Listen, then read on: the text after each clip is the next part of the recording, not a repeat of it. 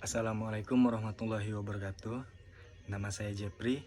Saya salah satu mahasiswa dari Universitas Tanjung Pura, Fakultas Ekonomi dan Bisnis. Dalam video kali ini saya akan menjelaskan sedikit tentang mekanisme pengupahan di negara Malaysia.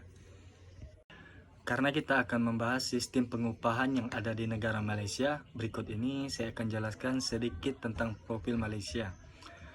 Malaysia adalah sebuah negara federal yang terdiri dari 13 negeri atau bagian negara dan 3 wilayah federal di Asia Tenggara dengan luas 329.847 km persegi.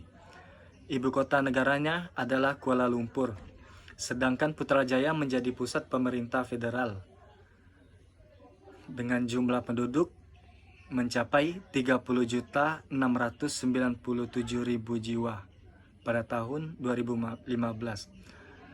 Negara ini dipisahkan ke dalam dua kawasan, yaitu Malaysia Barat dan Malaysia Timur. Oleh Kepulauan Natuna, wilayah Indonesia di Laut Tiongkok Selatan.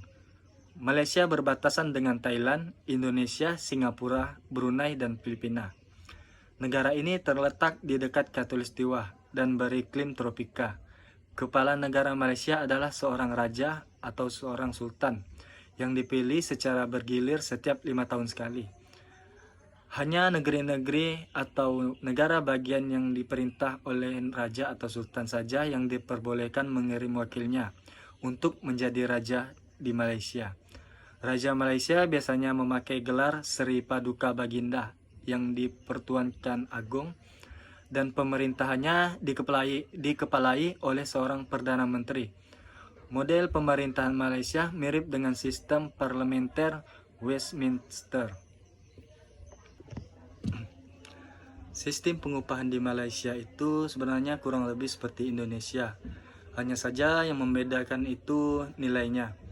Total gaji bersih para tenaga kerja Malaysia mencapai 1.500 ringgit Malaysia atau sekitar 5 juta per bulan. Sistem penggajian di Malaysia dihitung per hari atau per jam.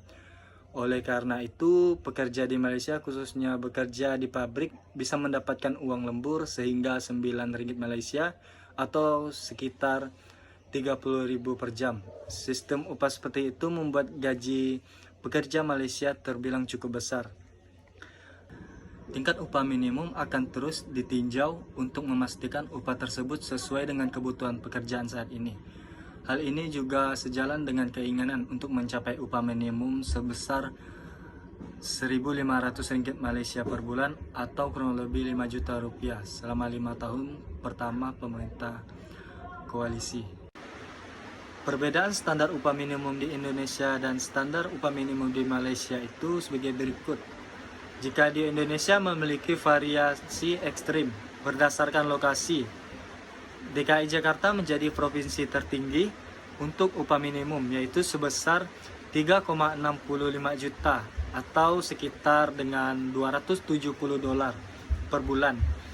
Sementara Yogyakarta menjadi provinsi dengan upah minimum terendah, yaitu sebesar 1,45 juta atau setara dengan 107 dolar.